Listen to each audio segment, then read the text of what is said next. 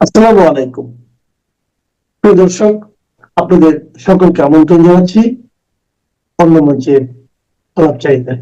তাহলে সরকার কি চাইছে লাগাতার আন্দোলন চলুক হাদির হত্যার বিচারের দাবিতে এবং এমন একটা আশঙ্কা বজায় থাকুক যে সরকার আসলে যথেষ্ট সিনসিয়ার নয়, যথেষ্ট আগ্রহী নয় হাদি হত্যার বিচারে, কাজেই রাজপথ দখলে রাখতে হবে।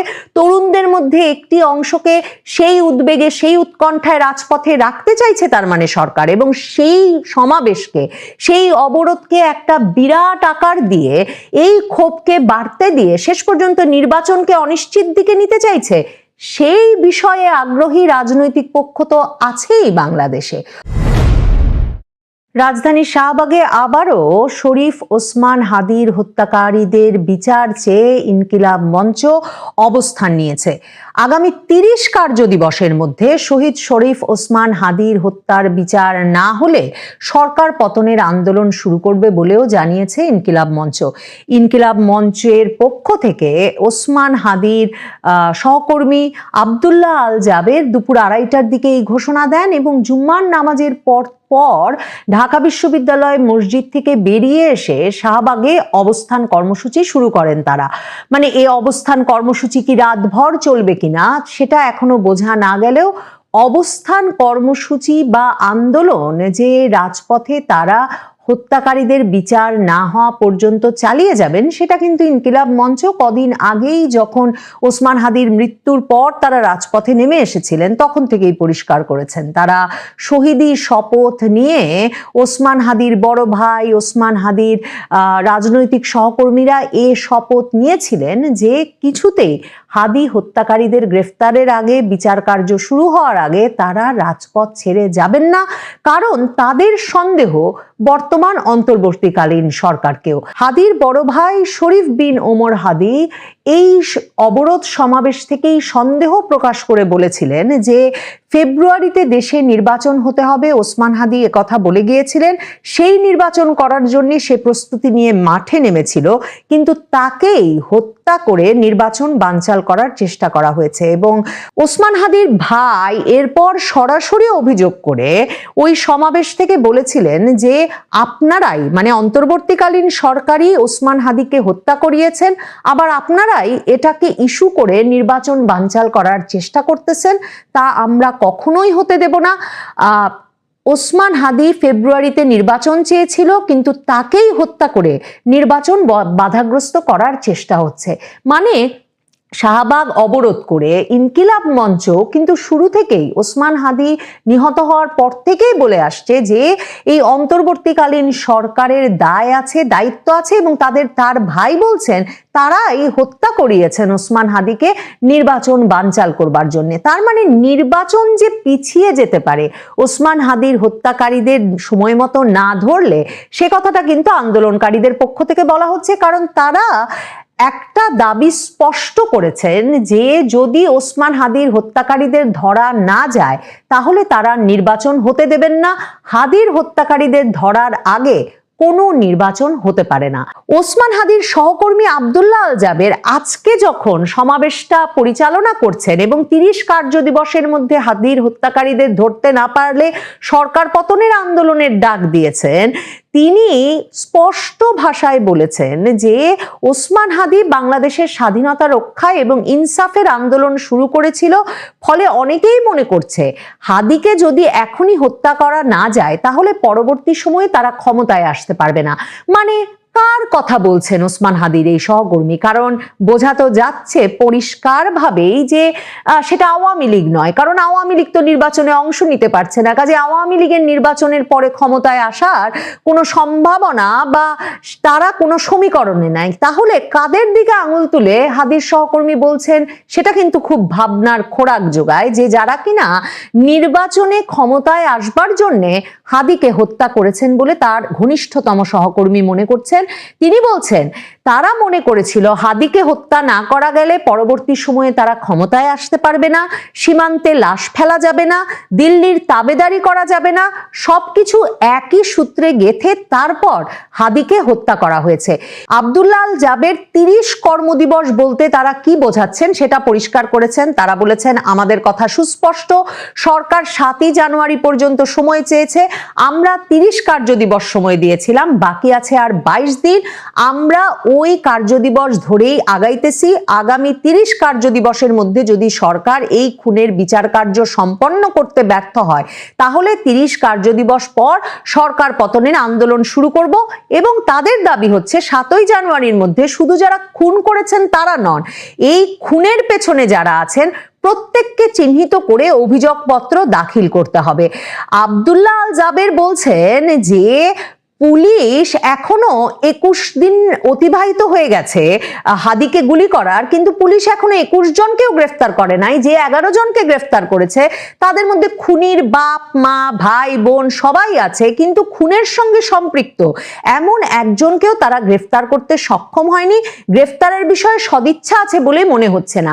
জাবের মনে করিয়েছেন যে পুলিশ যে মাঝখানে বলল যে মেঘালয় পুলিশ নাকি ওসমান হাদি হত্যার সঙ্গে জড়িত দুজনকে গ্রেফতার করেছে, কিন্তু এরপর কিন্তু মেঘালয় পুলিশের পক্ষ থেকে বলা হয়েছে তারা কাউকে গ্রেফতার করেনি যে কিনা ওসমান হাদি হত্যার সঙ্গে জড়িত।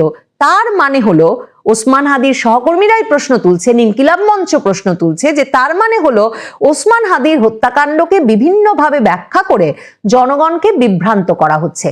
ওসমান হাদির হত্যাকারী বলে চিহ্নিত করা হয়েছিল যেই ফয়সাল করিম মাসুদকে, তার একের পর এক ভিডিও বার্তা সামাজিক যোগাযোগ মাধ্যমে বেরিয়ে আসছে এবং সেই ভিডিও বার্তাগুলোকে এখন ফ্যাক্ট চেকিং প্রতিষ্ঠান ডিসেন্ট তারা বলছে যে এগুলো এআই দ্বারা তৈরি করা নয়। এসব ভিডিও বার্তায় ওই ফয়সাল করিম মাসুদ বলছেন যে তিনি আসলে ভারতে যান নাই, তিনি গেছেন দুবাইয়ে এবং দুবাইয়ে তার 5 বছরের মাল্টিপল ভিসা ছিল এবং সেই দুবাইয়েই তিনি নিরাপদে আছেন এবং তিনি বলছেন তাকে আসলে এক রকমের ফাঁসানো হয়েছে এই হত্যাকাণ্ডের সঙ্গে। তিনি মোটেও সে সময় মোটরসাইকেলেই ছিলেন না। দেখেন, আইন শৃঙ্খলা রক্ষাকারী বাহিনী প্রথমে অনেক দিন পর্যন্ত বলে গেল যে তারা জানেই না যে এই হত্যাকারীরা কোথায় আছে। এরপর পররাষ্ট্র মন্ত্রণালয় ভারতের হাইকমিশনারকে ডেকে যখন ওই পারে যদি চলে যায় হাদির হত্যাকারীরা, তাদেরকে যাতে দ্রুত গ্রেফতার করে ফেরত দেওয়া হয় এমন আহ্বান জানানোর ফলে ধারণা করা হলো যে সাংবাদিক জুলকারনাইন সায়ের আর ওই যে ফ্যাক্ট চেকিং প্রতিষ্ঠান ডিসেন্ট যে বলছিলেন যে ভারতে চলে গেছেন, আসামের গুয়াহাটি শহরে চলে গেছেন হাদির হত্যাকারীরা, সম্ভবত সেটাকেই সরকার সত্য মেনে এগুচ্ছে। কিন্তু এরপর আইন শৃঙ্খলা রক্ষাকারী বাহিনী কিন্তু নানা সময়ে এই বলেছে হাদির হত্যাকারীরা বাংলাদেশেই আছে, এই বলেছে হাদির হত্যাকারীরা সীমান্ত পার হয়ে ভারতে চলে যেয়ে থাকতে পারে। আর এখন কিনা হাদির হত্যাকারী ভিডিও বার্তায় এসে সামাজিক যোগাযোগ মাধ্যমে দাবি করছে যে তিনি আছেন দুবাইয়ে আর তাকে পার করার সঙ্গে এমনকি আইন শৃঙ্খলা রক্ষাকারী বাহিনীর কোনো কর্মকর্তাও জড়িত থাকতে পারেন। এহেন অবস্থায় আব্দুল্লাহ আল জাবের কিংবা মানে হাদির ঘনিষ্ঠতম সহযোগী ইনকিলাব মঞ্চের কিংবা হাদির বড় ভাই ওমর হাদি যে বলছেন যে রাজপথ ছেড়ে গেলে আর হাদি হত্যার বিচার হবে না এবং তাদের এই ঘটনা প্রবাহ শেষ পর্যন্ত নির্বাচন বানচাল করতে পারে, সেটা হয়তো আশঙ্কা করবার যথেষ্ট কারণ আছে। কারণ সত্যিই তো যেই ব্যক্তির মানে ওসমান হাদির লক্ষ লোকের সমাবেশে জানাজায় গিয়ে উপস্থিত হয়ে প্রধান উপদেষ্টা কথা দিয়ে এলেন যে তারা হাদির হত্যাকারীদের বিচারে সর্বোচ্চ অগ্রাধিকার দিচ্ছেন, অথচ এখন পর্যন্ত হত্যাকারী সন্দেহভাজন ব্যক্তিবর্গ কাউকে গ্রেফতার করতে পারলো না পুলিশ। আর এরকম নানা রকম মানে কোথায় যে আছে হত্যাকারী সেটাই এখন পর্যন্ত কোনো গোয়েন্দা তথ্যে বা কোনো বিষয় কোনো প্রক্রিয়ায় নিশ্চিত করতে পারছে না সরকার। তাহলে সরকার কি চাইছে লাগাতার আন্দোলন চলুক, হাদির হত্যার বিচারের দাবিতে এবং এমন একটা আশঙ্কা বজায় থাকুক যে সরকার আসলে যথেষ্ট সিনসিয়ার নয়, যথেষ্ট আগ্রহী নয় হাদি হত্যার বিচারে, কাজেই রাজপথ দখলে রাখতে হবে। তরুণদের মধ্যে একটি অংশকে সেই উদ্বেগে, সেই উৎকণ্ঠায় রাজপথে রাখতে চাইছে তার মানে সরকার, এবং সেই সমাবেশকে, সেই অবরোধকে একটা বিরাট আকার দিয়ে, এই ক্ষোভকে বাড়তে দিয়ে শেষ পর্যন্ত নির্বাচনকে অনিশ্চিত দিকে নিতে চাইছে। সেই বিষয়ে আগ্রহী রাজনৈতিক পক্ষ তো আছেই বাংলাদেশে। আব্দুল্লাহ আল জাবের বলেছেন যে তারা আগামীকাল থেকে বিভিন্ন রাজনৈতিক দলের কাছে হাদি হত্যার বিচারের দাবি নিয়ে যেতে থাকবেন। সেখানেও তিনি বলেছেন যারা বাংলাদেশপন্থী তাদের কাছে যাব, যারা ভারতের দাবিদারি করে তাদের কাছে যাব না। কোন রাজনৈতিক দলগুলোকে এখনো ইনকিলাব মঞ্চ মনে করছে যে তারা বাংলাদেশপন্থী নয়? আবারও মনে করাই, মনে তো নিশ্চয়ই আছে, আওয়ামী লীগ এই পুরো বিষয়ে কোনো রাজনৈতিক সমীকরণে নাই। তাহলে আব্দুল্লাহ আল জাবের বাংলাদেশপন্থী না বলে কোন রাজনৈতিক দলগুলোর কাছে না যাওয়ার সিদ্ধান্ত নেন, সেটা দেখলেই নিশ্চয়ই পরিষ্কার হবে কাদেরকে সন্দেহ করছেন ইনকিলাব মঞ্চ, কাদেরকে সন্দেহ করে ওসমান হাদির পরিবার। অন্তর্বর্তীকালীন সরকারকে যে তারা সন্দেহের তালিকায় রেখেছে এটা পরিষ্কার। তবে সম্ভবত শক্তিশালী কোনো রাজনৈতিক দলকেও তাদের বাংলাদেশপন্থী নয় বলে, হাদি হত্যার সঙ্গে জড়িত বলে সন্দেহ হচ্ছে। নমস্কার, আমি তরুণ ঘোষ। গতকাল রাতে ডক্টর জয়শঙ্কর ঢাকা থেকে ফিরে এসে দেখা করেন প্রধানমন্ত্রী শেখ হাসিনার সঙ্গে। ঢাকার আলোচনার বিস্তারিত তার আগে আমাদের প্রধানমন্ত্রী নরেন্দ্র মোদীর সঙ্গে তার বৈঠক হয়েছে, প্রায় 2-2.5 ঘন্টা বৈঠকের পর। তারপর রাতে তিনি যান শেখ হাসিনার সঙ্গে দেখা করতে। শেখ হাসিনার সঙ্গে দেখা করে তিনি ঢাকা সফরের আদ্যপান্ত তিনি বলেন, এবং কূটনৈতিক যত বিষয়গুলো আছে তাতে যা তার মনে হয়েছে যে এটা হতে পারে, ওটা হতে পারে, এটা ভাবছে, ও ওটা ভাবছে, এইগুলো নিয়ে খুঁটিনাটি বিষয় নিয়ে আলোচনা করেন। এখন শেখ হাসিনা তিনি আমার ভিডিও দেখেন, তিনি বলেছেন আপনি নাকি বেয়াদব, আস্ত বেয়াদব। উনি বলেছেন যে আমি তো শুনিনি। মানে হ্যাঁ, উনি বলেছেন, আমাদের ডক্টর ইউনূস তিনি বলেছেন আপনি আস্ত বেয়াদব। তখন জয়শঙ্কর মুচকি হাসেন। সেখানে শেখ হাসিনাও মুচকি হেসে বলেন, দেশে ফিরি দেখাবো কে বেয়াদব, পালাতে পারবে না। সে তো জয়শঙ্কর তারপর আর কোনো কথা বলেননি। জয়শঙ্কর সমস্ত কথাবার্তা সেরে বেরিয়ে এসছেন। তিনি স্বল্প কথার মানুষ, কাজের কথা ছাড়া তিনি একটা কথা বলেন না। তিনি বেরিয়ে এসছেন। তবে যেটুকু তিনি বলেছেন যে ঢাকার মানুষকে, আমার দলের মানুষকে আশ্বস্ত করতে আমি খুব শীঘ্রই একটা দেবো, ভাষণ দেব, জাতির উদ্দেশ্যে ভাষণ দেব। আমার দেশের জনতা, আমার যারা সমর্থক, যারা আওয়ামী লীগ কর্মী, আমি তাদেরকে আমি আশ্বাস করে দেব যে আমি যত শীঘ্র সম্ভব আমি ঢাকা ফিরছি, এবং সেটা যে কোনো দিন হতে পারে। যে কোনো দিন মানে যে কোনো দিন। এখন যে কোনো দিন বলতে উনি কি বলতে চাইছেন, মানে কতটুকু মানে মানে তিনি আস্থার সঙ্গে বলছেন সেটা উনিই বলতে পারবেন, আমি তো বলতে পারবো না। নিশ্চয়ই তার কাছে কোনো খবর আছে, সরকারি পর্যায়ে কোনো খবর আছে, যেটা আমরা কেউ জানতে পারছি না এবং আমরা জানতেও পারবো না। যেমন পাকিস্তান অ্যাটাকের সময় আমরা জানতে পারিনি, শেখ হাসিনা যাওয়ার সময়ও কিন্তু আমরা জানতে পারবো না। হঠাৎ দেখবেন উনি ঢাকা বিমানবন্দরে নেমে পড়েছেন। এখন তার প্রাথমিক কাজকর্মগুলো এখন চলছে, কূটনৈতিক কাজকর্মগুলো। এই যে আমাদের জয়শঙ্করজি ওখানে গেলেন, জয়শঙ্করজি তো এমনি এমনি যাননি, একটা শোক বার্তা আমাদের রাষ্ট্রদূত মারফত পাঠিয়ে দেওয়া যেত, অথবা আমাদের কোনো একটা বিদেশ দপ্তরের প্রতিমন্ত্রী তিনিও গিয়ে হাজির হয়ে তিনি শেষকৃত্যের তার উপস্থিত হতেন। দেখুন, এরা এই যে খালেদা জিয়া ম্যাডাম মারা গেলেন, তারেক রহমান যে মাতৃহারা হলেন, মা চলে যাওয়া মানে পৃথিবী চলে যাওয়া, তার বিষয়ে কোনো সমালোচনা চলে না। তিনি 3 বারের প্রধানমন্ত্রী ছিলেন। সব মানুষ খারাপ ভালো, সব মানুষই বেরোয়, তারও কিছু খারাপ ভালো আছে, কিন্তু সেটা এখন আলোচনা করার বিষয় নয়। তারেক রহমানের কাছে পৃথিবী শূন্য হয়ে গেছে। বাবা তো অনেকদিন আগেই হারিয়েছেন, এবার আকাশ জুড়ে তার ছিল মা, সেই মা তিনি হারালেন। সেখানে দাঁত বের করে এই সমস্ত লোকজন কিছু ওই যে হলে ছিল, আসিফ নজরুল ফজরুল, এরা হাসতে হাসতে এসে যেভাবে হ্যান্ডশেক করলেন, সেটা নিয়েও কিন্তু অসন্তোষ প্রকাশ করেছেন আমাদের ডক্টর জয়শঙ্কর।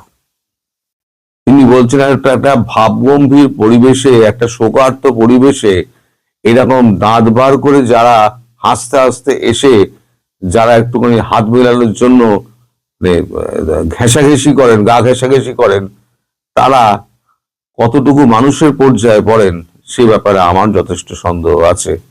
তিনি শেখ হাসিনাকে বলেছেন এটা, শেখ হাসিনাও একমত যে না, এটা যেটা হয়েছে অত্যন্ত খারাপ হয়েছে, ওনার মৃত্যু অত্যন্ত দুঃখজনক, এবং ওখানে যারা উপস্থিত ছিলেন তাদের যে আচরণ, সে আচরণও ঠিক বলে মনে হয়নি আমি যা খবর পেয়েছি।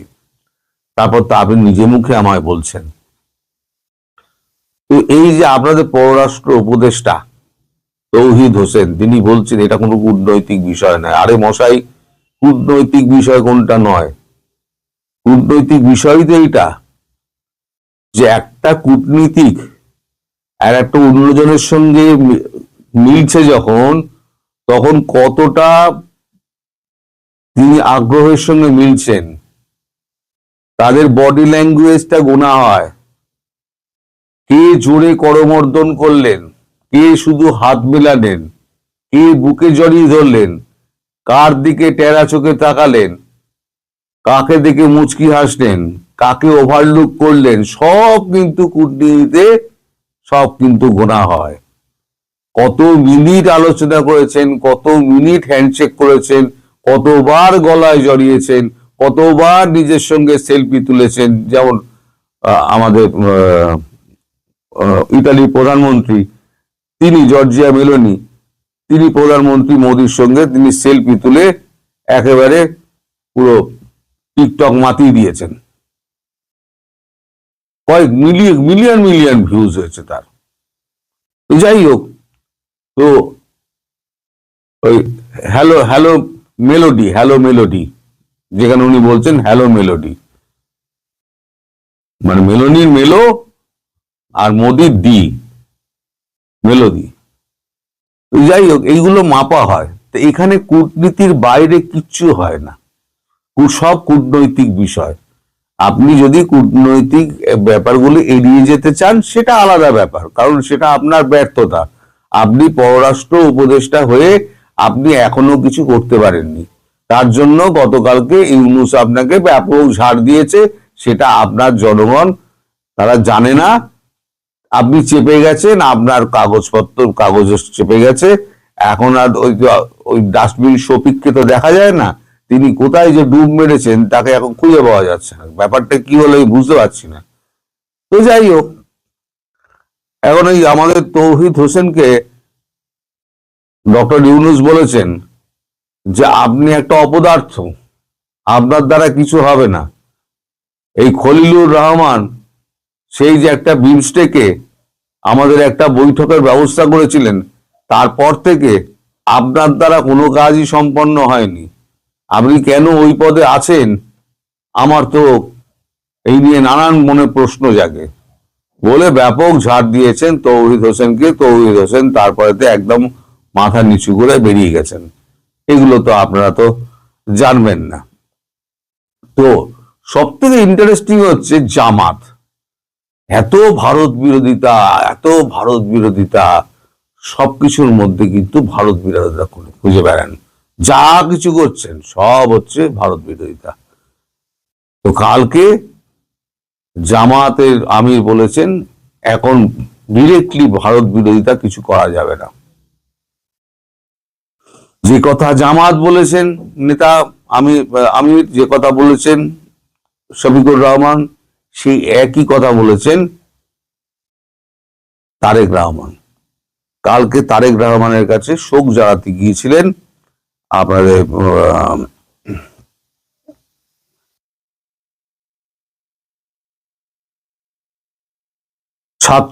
ইসলামী ছাত্র শিবির আর ছাত্র দল, এদের 8 জন প্রতিনিধি তারেক রহমানের সঙ্গে দেখা করে শোক জ্ঞাপন করেন এবং তাদেরকে তারেক বলে দেন, পরিষ্কার বলে দেন, এখন থেকে কোনো নির্বাচন না সম্পন্ন হওয়া অবধি, যতদিন না পর্যন্ত একটা ইনক্লুসিভ নির্বাচন হচ্ছে, ততদিন পর্যন্ত এই সমস্ত কথা, ভারত বিরোধী জিগির তোলা, ভারত বিরোধী কথা বলা, সমস্ত কিন্তু এখন বন্ধ।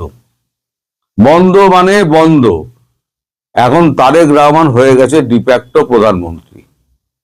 তিনি যখন বলে দিচ্ছেন বন্ধ ছাত্র শিবিরকে, তাহলে এখন ছাত্র শিবির এদিকে জামাতের আমিরও বলে দিয়েছে ভারত বিরোধিতা করা যাবে না। ফলে এবারে যে ডেসপারেশন যেটা আছে না, ডেসপারেশন ভেতরে যে কিছু হলে ভারতের দিকে একটা কামান দেখে দাও, এই ডেসপারেশনটা কিন্তু এবার একটুখানি কমে যাবে। এখন আর অত বলা যাবে না ভারত বিরোধী বক্তব্য করা যাবে না, বলা যাবে না। ডক্টর ইউনূসও এখন একটুখানি চেপে গিয়েছেন।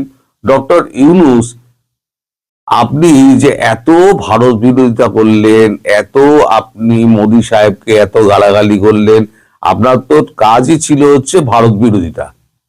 অথচ আপনার নামে যখন ওই ফ্রান্সের ইলিয়াস, আমি ইলিয়াসের সুখ্যাতি করছি না মোটে, সে একটা দেশদ্রোহী, তো ইলিয়াস যখন আপনাকে গালাগাল করলো, তখন কিন্তু আপনি তার চ্যানেল ফ্যানেল সমস্ত কিছু করে তাকে একদম বিগাড়ি করে দিলেন। তার মানে আপনি সমালোচনা শুনতে পারেন না। তাহলে এবার বুঝে দেখুন, সারা বিশ্ব থেকে যে সমস্ত ইসলামিক দলগুলো আপনাদের রয়েছে, আপনার তাবরের কোয়ার্টারের লোকেরা রয়েছে, তারা যেভাবে মোদিজিকে আক্রমণ করে এবং ডিপ স্টেট যেভাবে খেলাধুলো করে, এ তো ফুটবল খেলা হয়, সেখানে নরেন্দ্র মোদীর ধৈর্য কতটা। এবং আমাদের দেশের মধ্যে যারা নরেন্দ্র মোদীকে গালাগাল করেন, তিনি কিন্তু কিছু বলেন না, তার ধৈর্য এতটাই। কিন্তু যদি আপনি ভারত বা আমাদের ভারতবর্ষের কোন ভারতবাসী যদি ভারতবর্ষের বিরুদ্ধে বলে, তাহলে তার থেকে খারাপ আর কেউ নেই। নরেন্দ্র মোদীকে আপনি বলতে পারেন, যা খুশি বলতে পারেন, ব্যক্তি নরেন্দ্র মোদী, কিন্তু ভারত মাকে কিছু বলতে পারবেন না। এখন মানুষের মধ্যে এই যে আমাদের একটা দেশাত্মবোধ করে তুলেছে। আমি বলেছিলাম না, অনেক আগে বলেছিলাম যে আমাদের একটা দরকার, অ্যানসেস্টার দরকার ছিল, পূর্বপুরুষের দরকার ছিল, যারা লৌহ কঠিন একদম শাসন করে রেখে দেবে পুরো সমাজটাকে, পুরো পরিবারকে শাসন করে রেখে দেবে। আমরা ভারতবাসীকে উনি একটা পরিবার করে দিয়েছেন এবং উনি হচ্ছেন আমাদের পরিবারের নেতা। আমরা মেনে নিয়েছি তিনি হচ্ছেন আমাদের পরিবারের নেতা। ফলে আপনারা যতই চেষ্টা করুন, আগামী আরো 2টো টার্ম যদি তার শরীর দেয়, তিনি আরামসে উনি প্রধানমন্ত্রী হয়ে দেশ শাসন চালাবেন এবং আপনাদের মতো যত জেহাদি আছে এই ইউনূস সাহেব আপনাদেরকে চাবুক লাগাবে।